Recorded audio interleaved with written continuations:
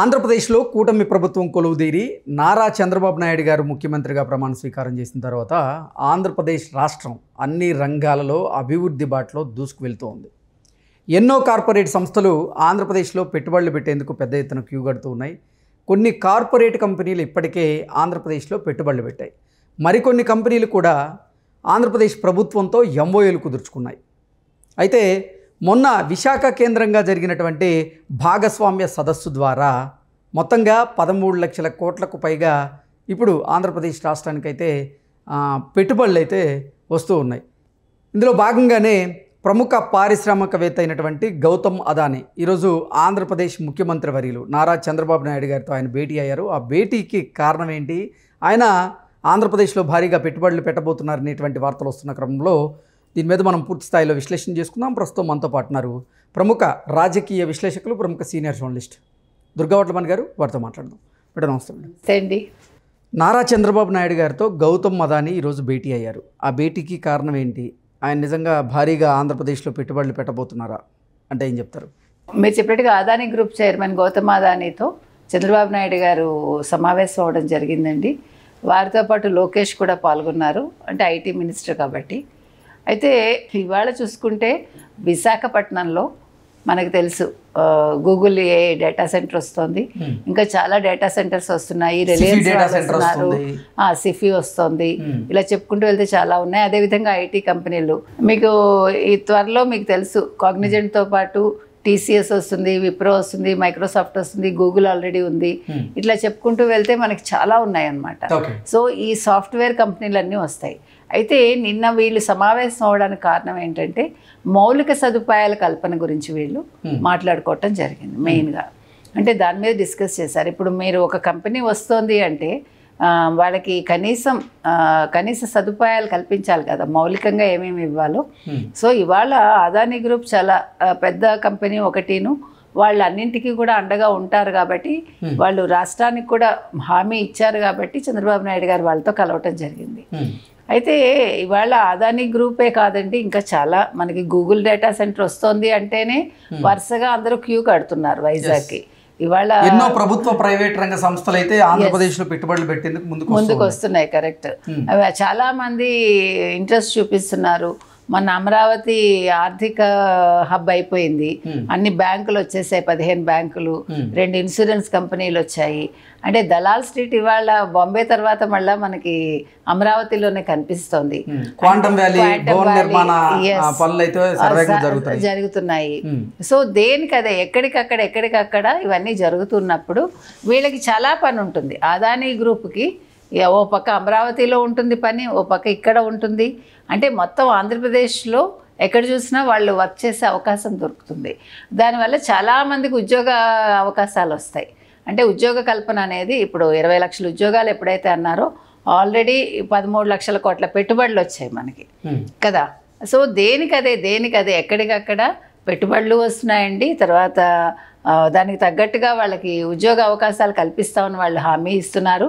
దాని ప్రకారం భూముల కేటాయింపు కూడా జరుగుతోంది. అంటే మీరు భూమి ఎందుకు అంత తక్కువకి లీజ్కి ఇస్తున్నారు అని వైసీపీ ఆల్రెడీ దాని మీద పెద్ద యుద్ధమే చేసింది. ఇవన్నీ జరుగుతున్నాయి. మరోపక్క స్టీల్ ప్లాంట్ మీద కూడా మొన్న రామ్మోహన్ నాయుడు లోక్సభలో మాట్లాడటం జరిగింది నిన్నను. సో అంటే ఎవరికి వాళ్ళ పనులు సక్రమంగా చేస్తున్నారు. అంటే ఎవరు కూడా కూర్చోట్లేదు. ఇప్పుడు చంద్రబాబు నాయుడు గారు ఎంత హార్డ్గా కష్టపడుతున్నారో లోకేష్ అలాగే కష్టపడుతున్నారు. అలాగే మిగతా ఎంపీలు కావచ్చు, ఎమ్మెల్యేలు కావచ్చు, మంత్రులు కావచ్చు, అంటే అందరూ కాకపోయినా సగానికి పైగా కష్టపడుతున్నారు. ఎవరు కష్టపడటం లేదో వాళ్ళకి క్లాసులు తీయటం అవుతోంది. వాళ్ళు ఏం చేయాలో టార్గెట్స్ ఇవ్వడం జరుగుతోంది. వాళ్ళు విధి విధానాలు వాళ్ళకి ఇవ్వడం కూడా జరిగింది. ప్రతి నెల వాళ్ళు ఏం చేయాలి 1వ తారీఖు నుంచి అనేది. అంటే ఎక్కడా కూడా అలసత్వం లేకుండా, ఎక్కడ రాష్ట్రంలో ఇగో పలానా నియోజకవర్గంలో పలానా ఎమ్మెల్యే కావచ్చు, మంత్రి కావచ్చు, ఎంపీ కావచ్చు పనులు చేయట్లేదు అని అనకుండా ముందు జాగ్రత్తలు అయితే తీసుకుంటున్నారు.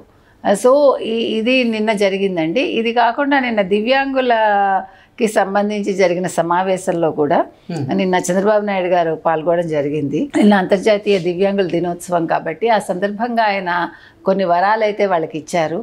ఎస్సీ, ఎస్టీ, బీసీ మైనార్టీలకు ఏదైతే ఆర్థికంగా వాళ్ళకి చేయూతనిస్తారు, అది వీళ్ళకు కూడా కల్పిస్తామని చెప్పారు. తర్వాత ఇంకా చూసుకుంటే 7 వరాలు మొత్తం ప్రకటించారండి. ఏపీఎస్ఆర్టీసీ బస్సుల్లో వాళ్ళు ఇంక మీదట ఉచితంగా ప్రయాణించవచ్చు. దివ్యాంగులు వాళ్ళకేమో ఉచిత ప్రయాణ సదుపాయం కల్పించారు. అదేవిధంగా స్థానిక సంస్థలు, కార్పొరేషన్లు, పబ్లిక్ సెక్టర్ ఎంటర్ప్రైజెస్లో వాళ్ళ కనీసం ఒక ప్రతినిధిని వాళ్ళు ఉంచుతామని చెప్పారు. ఒక దివ్యాంగ ప్రతినిధిని నామినేట్ చేస్తామని.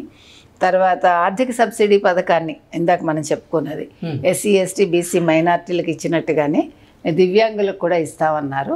ఇట్లా మొత్తం 7 అంశాలను వాళ్ళకి చెప్పడం జరిగిందండి. అంటే వాళ్ళు కూడా దివ్యాంగులు అనేవాళ్ళు వాళ్ళని కూడా అప్లిఫ్ట్మెంట్ ఇవ్వాల్సిన అవసరం ఎంతైనా ఉంది. ఎందుకంటే వాళ్ళు మానసికంగా కొంచెం కుంగిపోయి ఉంటారు. అలాంటి వాళ్ళకి ఇలాంటివి చెప్తే కనుకైతే, ఇస్తే కనుకైతే వాళ్ళు కూడా మెయిన్ స్ట్రీమ్లోకి వచ్చే అవకాశం ఉంటుంది. ఎక్కడో వెనకబడి ఉండకుండా కొద్దిగా వాళ్ళు ధైర్యం పుంజుకుని ఓకే మనం కూడా మిగతా వాళ్ళలాగానే పని చేయగలమని అనుకునే అవకాశం వస్తుంది. సో నిన్న అది కూడా చేశారు. మొత్తానికి ఎలా చూసుకున్నా కూడా ఎక్కడికక్కడ ఎవరికి వాళ్ళకే, అంటే ఎవరిని తక్కువ చేయకుండా ప్రతి వాళ్ళ మీద దృష్టి అయితే ఈ ప్రభుత్వం పెడుతోందండి. ఆంధ్రప్రదేశ్లో కూటమి ప్రభుత్వం కొలువుదీరి 16 నెలలు పూర్తయింది. ఈ 16 నెలల కాలంలోనే 15 లక్షల కోట్లకు పైగా పెట్టుబడుల రూపంలో వచ్చినట్లుగా వార్తలు వస్తూ ఉన్నాయి.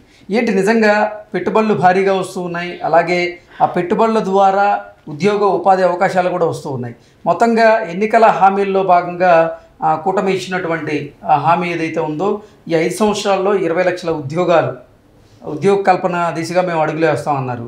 అందులో భాగంగా మొదటి సంవత్సరమే దగ్గరగా 7.5 లక్షల మందికి ఉద్యోగాలు కల్పించినట్లుగా కూడా వార్తలు వస్తున్నాయి. ఎలా చూడాలంటారు? ఇప్పుడు అదానీ సంస్థ ఆంధ్రప్రదేశ్లో కనుక పెట్టుబడులు పెడితే భారీగా ఉద్యోగ కల్పన, ఉపాధి కల్పన కూడా ఉండేటువంటి అవకాశం ఉంటుంది కదా. ఖచ్చితంగా మీరు చెప్పారు, కరెక్ట్గా అడిగారు మీరు.